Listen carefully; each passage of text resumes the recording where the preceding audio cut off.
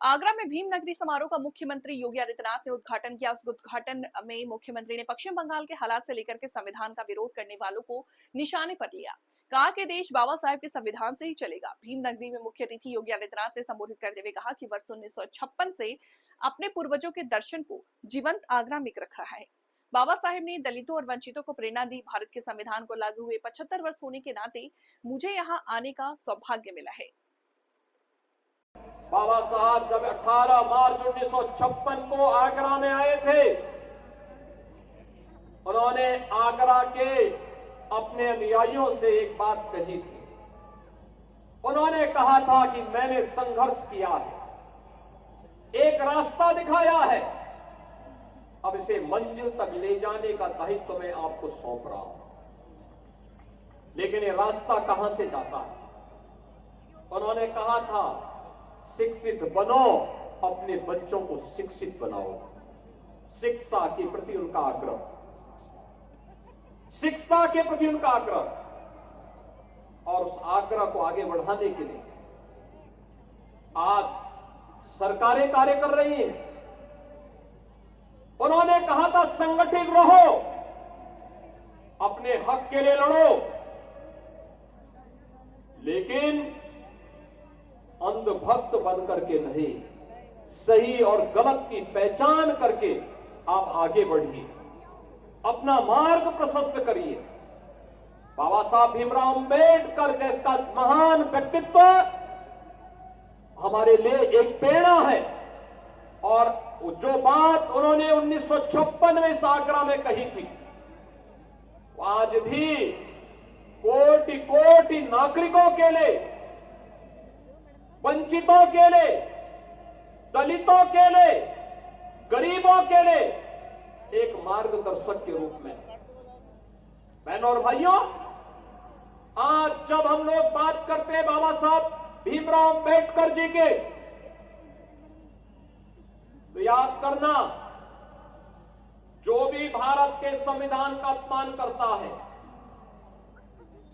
जो भी बाबा साहब भीमराव अंबेडकर के द्वारा बनाए गए संविधान का अपमान करता है, इसका मतलब वे बाबा साहब की अवमानना कर रहे हैं, और हमें ऐसे लोगों को बर्दाश्त नहीं करना चाहिए। बाबा साहब भीमराव अंबेडकर के द्वारा बनाया गया संविधान अपनी 75 वर्षों की शानदार यात्रा को लेकर के आगे बढ़ा है। उत्तर से दक्षिण तक, पूरब से पश्चिम तक पूरे भारत को एकता के सूत्र में बांधा है। भारत के प्रत्येक नागरिक को दुनिया के अंदर बड़े बड़े देश हैं, शक्तिशाली देश हैं, लोकतंत्र का वे लोग तमाम प्रकार की घोषणाएं करते हैं, लेकिन उन्होंने अपने यहां अश्वेतों को, दलितों को अपना मताधिकार का उपयोग करने की स्वतंत्रता नहीं दी थी।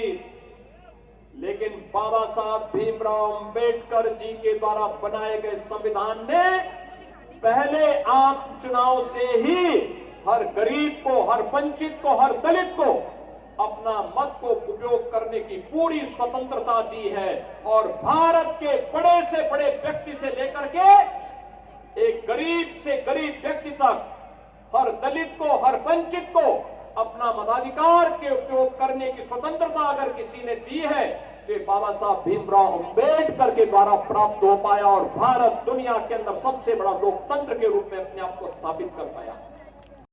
उत्तर प्रदेश में डबल इंजन की यह सरकार प्रधानमंत्री मोदी जी की गारंटी के अंतर्गत हमने लखनऊ में कल ही घोषणा की है, जीरो पॉवर्टी के लक्ष्य को प्राप्त करने के लिए, हर गरीब के जीवन को उन्नत बनाने के लिए हम लोग एक अभियान को आगे बढ़ा रहे हैं। और मैंने इस बात को कहा है कि जीरो पॉवर्टी का हमारा ये मिशन बाबा साहब के प्रति समर्पित होगा, बाबा साहब के नाम पर जाना जाएगा।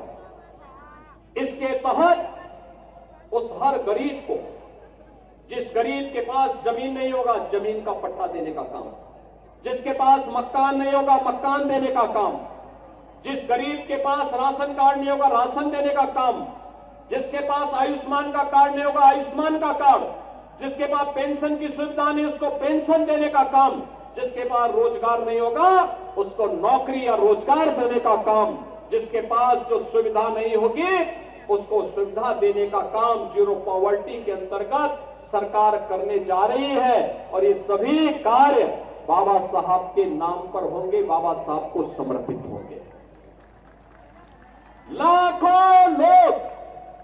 लाखों लोग इससे प्रेरित होंगे। हर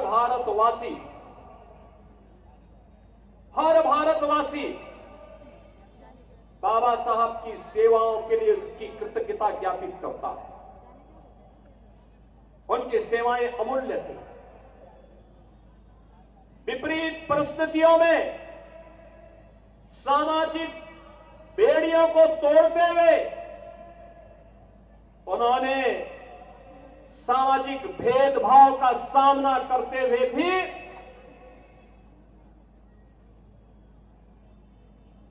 शून्य से शिखर तक की यात्रा की थी। ये संघर्षों की यात्रा है। और याद रखना, यही तो भगवान बुद्ध ने हमें प्रेरणा दी है। यही तपस्या है। संघर्षों से तपा हुआ व्यक्ति, संघर्षों से पला हुआ व्यक्ति, संघर्षों से ही बढ़ा हुआ व्यक्ति ही सिद्धि को प्राप्त करता है। और सिद्धि की इस पराकाष्ठा को, मानव से महामानव बनने की इस यात्रा को बाबा साहब ने अपने संघर्षों से अर्जित करके न केवल भारत के अंदर वंचितों, दलितों, गरीबों के लिए बल्कि समाज के लिए एक प्रेरणा पुरुष बन करके, एक मार्गदर्शक बन करके उनके जीवन को उज्जवल बनाने का राह दिखाया। बल्कि विश्व मानवता के अंदर जहां कहीं भी भेदभाव है, जहां कहीं भी दबित कुंचित आवाजें हैं, उन दबित लोगों को उनकी आवाज को आवाज देने का कार्य अगर किसी व्यक्ति के जीवन के माध्यम से एक प्रेरणा बन पाती है तो नाम होता है बाबा साहब डॉक्टर भीमराव अंबेडकर का। और यही कारण है बहनों और भाइयों, यह देश बाबा साहब को भारत के संविधान के शिल्पी के रूप में, भारत के संविधान के निर्माता के रूप में स्मरण करता है। और यह वर्ष इसलिए भी महत्वपूर्ण है, यह वर्ष इसलिए भी महत्वपूर्ण है, भारत के संविधान को लागू हुए 75 वर्ष पूरे हुए हैं। यानी बाबा साहब के द्वारा बनाए गए संविधान को लागू करने के 75 वर्ष पूर्ण होने के उपलक्ष्य में आज मुझे भी भीम नगरी में बाबा साहब के स्मृति में आयोजित इस भव्य कार्यक्रम के साथ जुड़ने का सौभाग्य प्राप्त हो रहा है। मैं इसके लिए आयोजन समिति को, श्री GS धर्मेश जी को और यहां के सभी माननीय जनप्रतिनिधियों को हृदय से धन्यवाद देता हूं।